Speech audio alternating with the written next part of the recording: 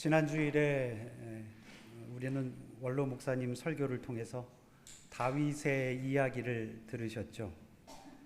설교를 준비하다 보니 어떻게 오늘도 다윗의 이야기를 하게 되었습니다.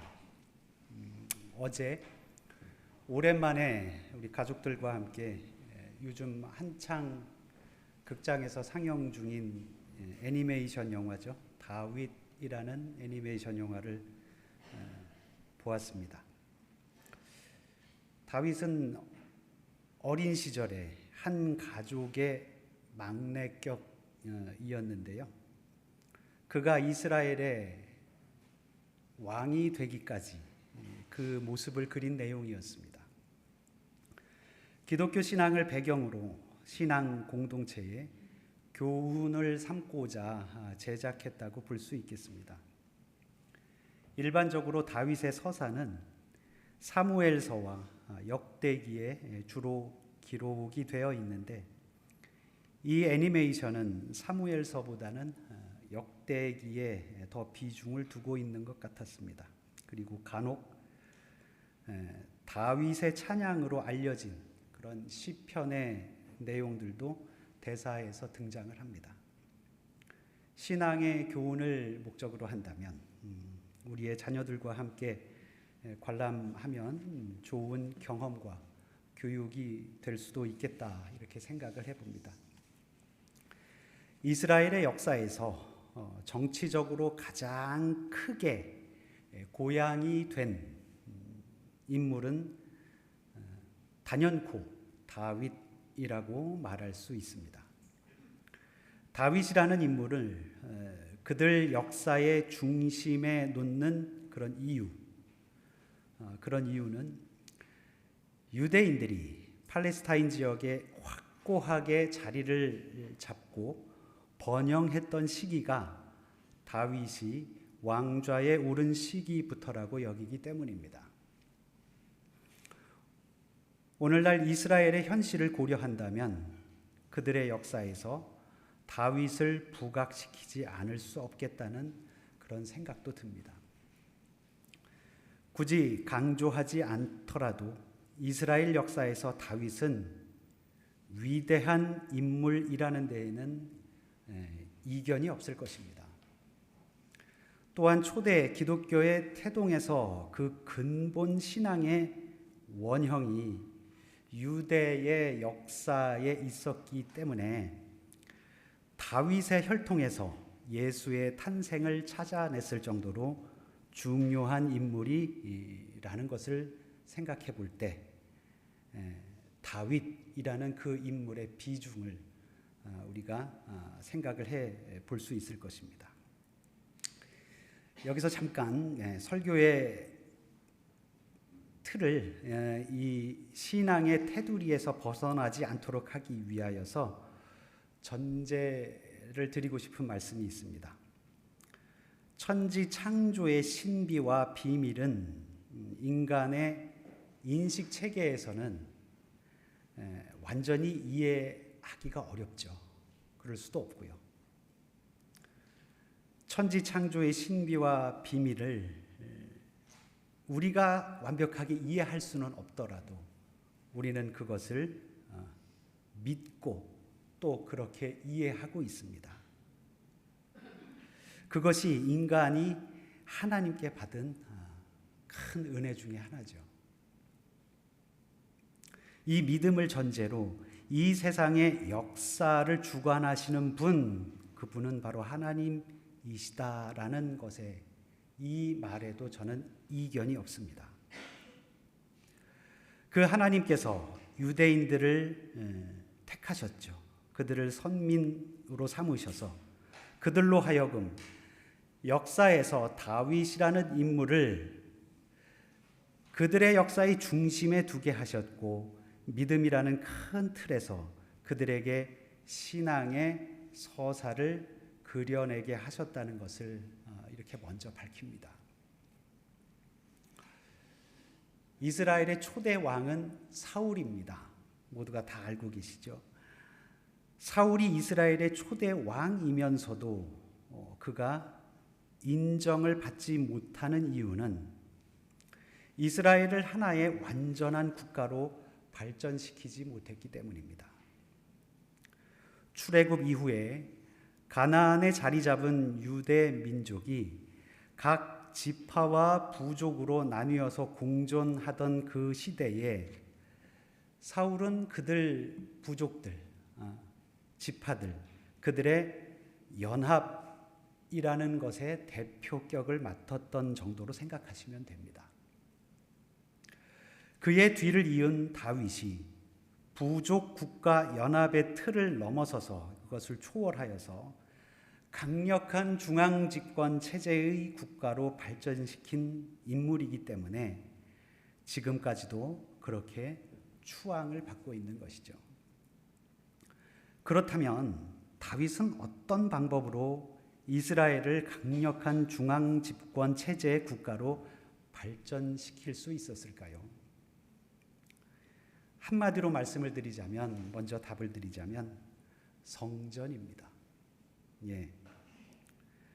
물론 성전을 정치적 수단으로 삼았다고 평가할 수도 있습니다만 그들의 신앙을 통일하고 형식상 왕정국가이면서도 내용상 신정국가의 모습을 유지시킬 수 있었던 명목을 성전에서 찾았다는 것이죠.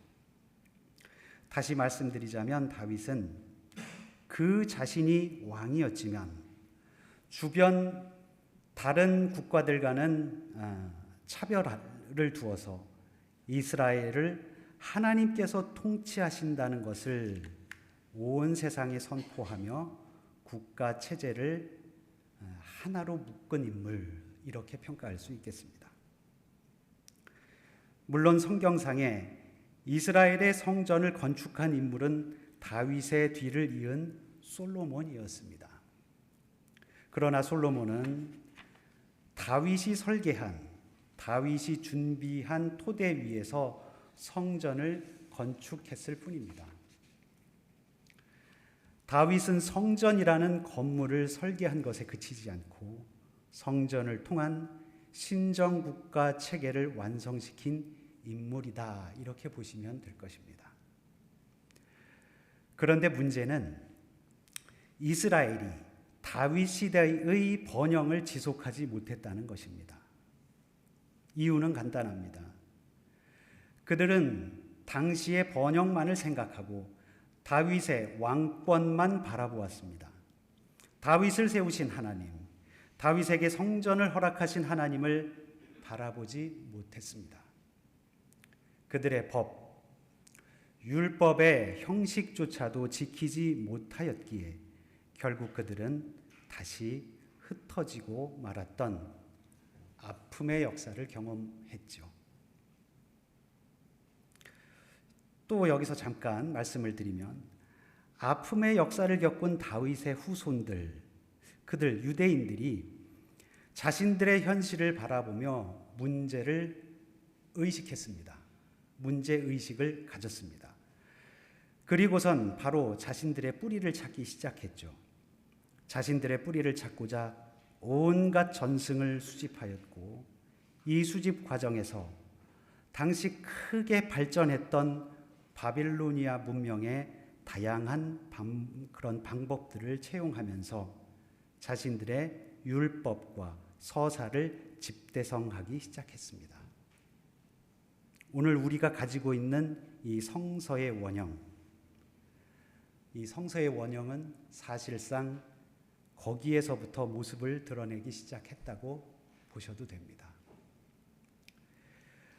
하나님께서 이스라엘을 선택하신 이유가 어디에 있겠습니까?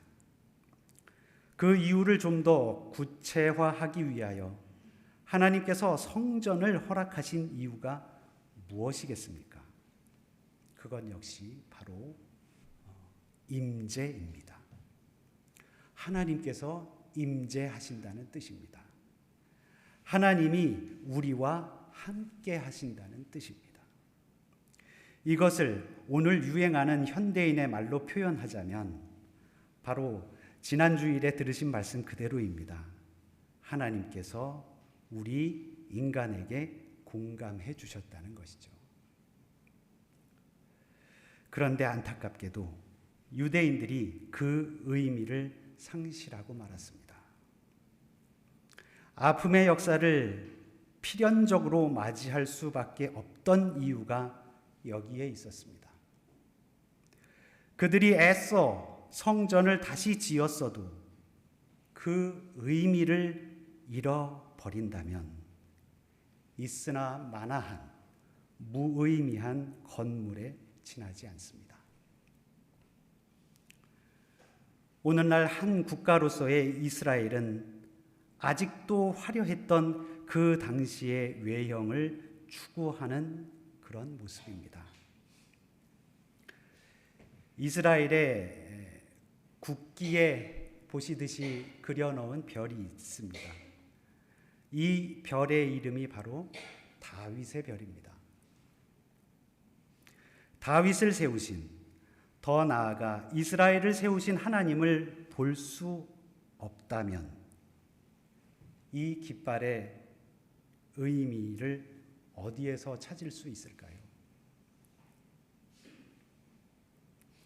오늘의 이스라엘이 고대 왕정시대의 패권국을 꿈꾼다면 그 꿈은 헛된 꿈일 수밖에 없습니다.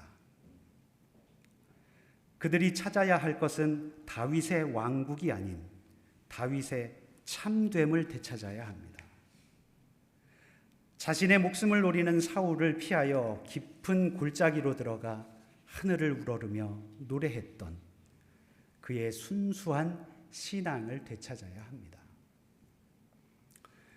초대교회가 유대의 역사와 신앙의 뿌리를 두고 있으면서도 참된 신앙의 뿌리를 굳건히 내릴 수 있었던 이유는 예수 그리스도를 통하여 계시하신 하나님 나라의 모습을 이 땅에 실현하였기 때문입니다.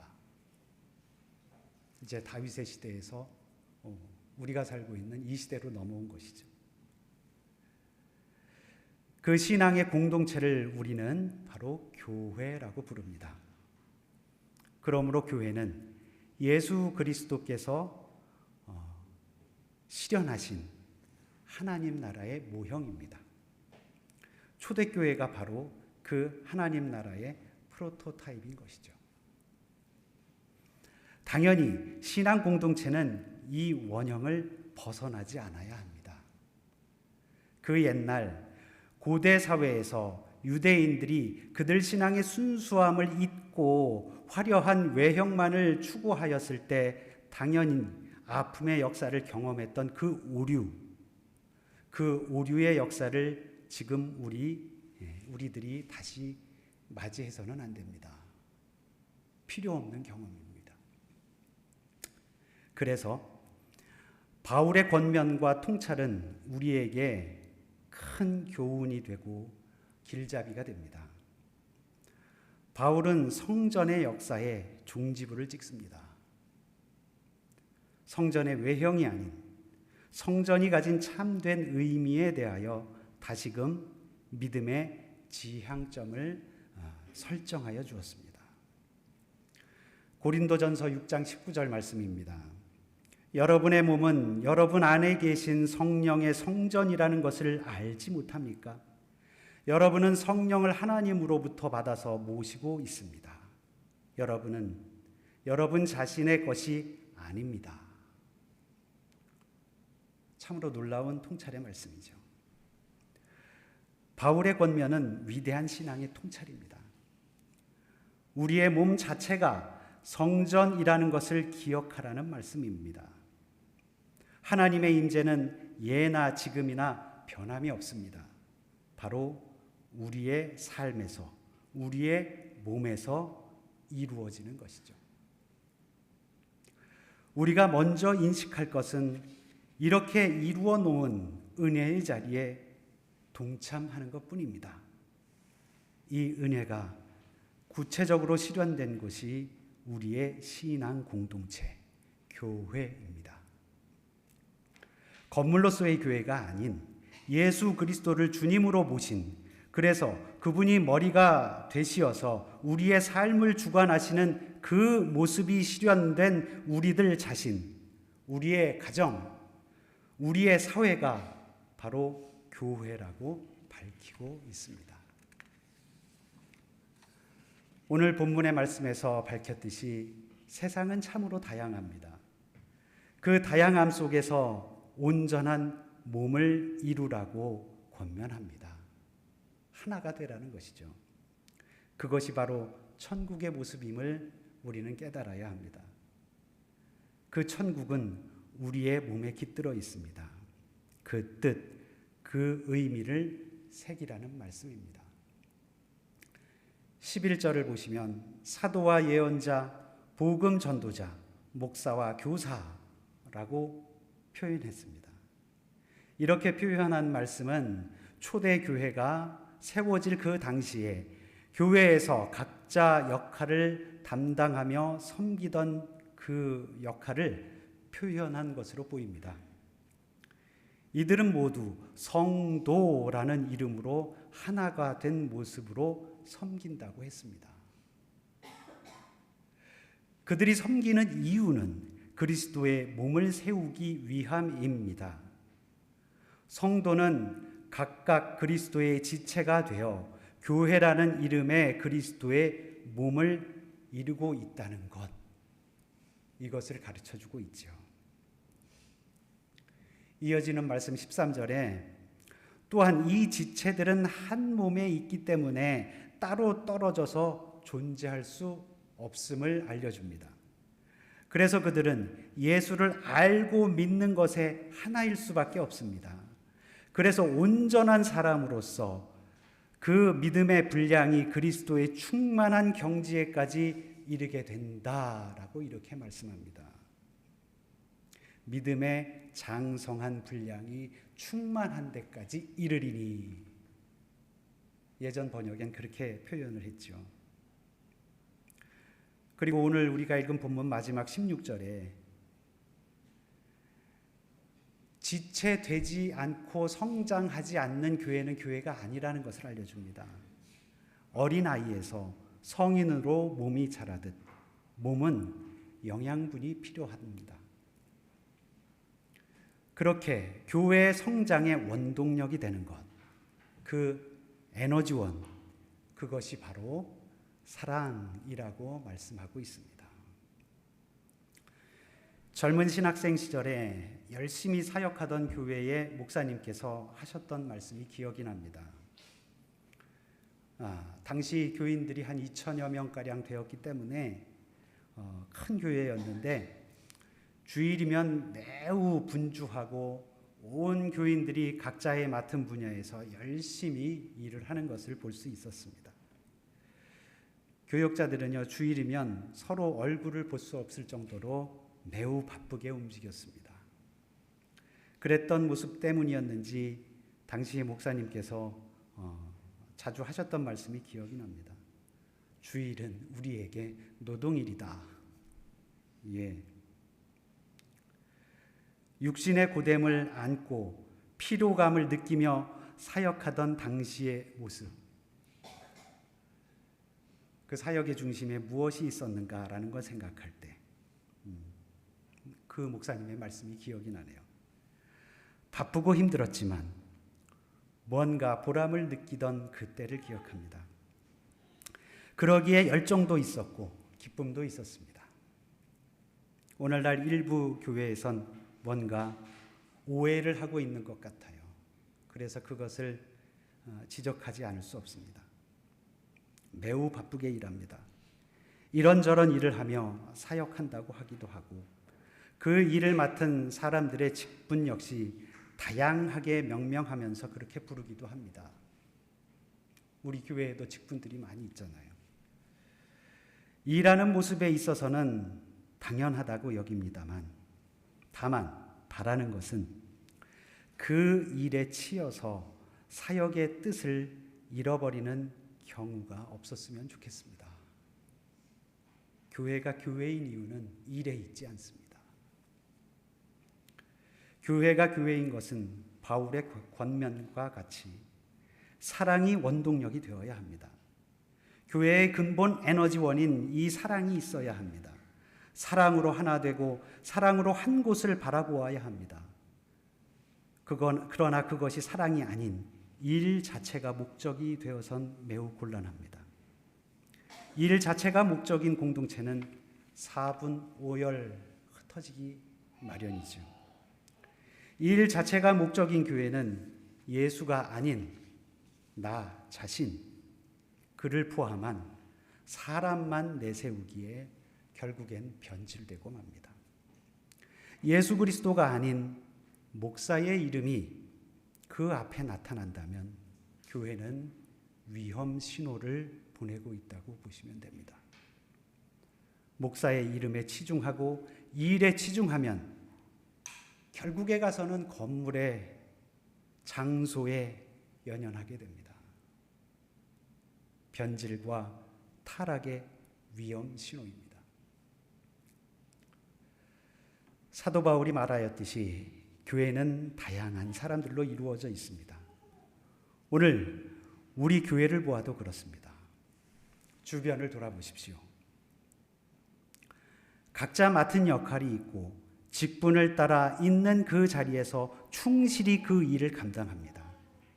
교회라는 외형이 아닌 예수 그리스도께서 머리가 되어서 각자 그 몸을 이루고 있는 서로의 모습을 볼 수 있습니다.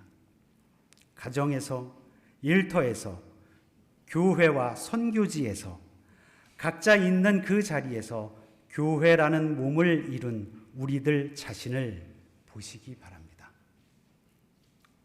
나의 몸, 나의 가정, 나의 일터라는 이름의 나의 교회는 어떤 종류의 에너지원으로 움직이고 있습니까? 우리의 교회는 예수 그리스도 안에서 사랑이라는 원동력으로 성장하고 있음을 바로 보시고 몸에 깃든 천국을 느끼며 살아가시길 주님의 이름으로 축원드립니다. 기도하시겠습니다. 주님 감사합니다. 이 땅에 세워진 십자가가 이리도 많은데 그들이 각자의 그 자리에서 빛과 소금의 역할을 감당하고 있는지요? 혹시 주님의 이름이 아닌 다른 것에 눈을 돌려 안타까운 모습을 하고 있는 것은 아닌지요? 우리들 각자가 우리들 자신을 돌아보는 시간이 되게 하여 주시옵소서. 온전히 서는 교회, 그를 통하여 하나님 나라를 경험하는 귀하고 복된 삶이 날마다 순간마다 이어질 수 있도록 성령께서 함께하여 주시옵소서. 우리 주 예수 그리스도의 이름으로 기도합니다. 아멘.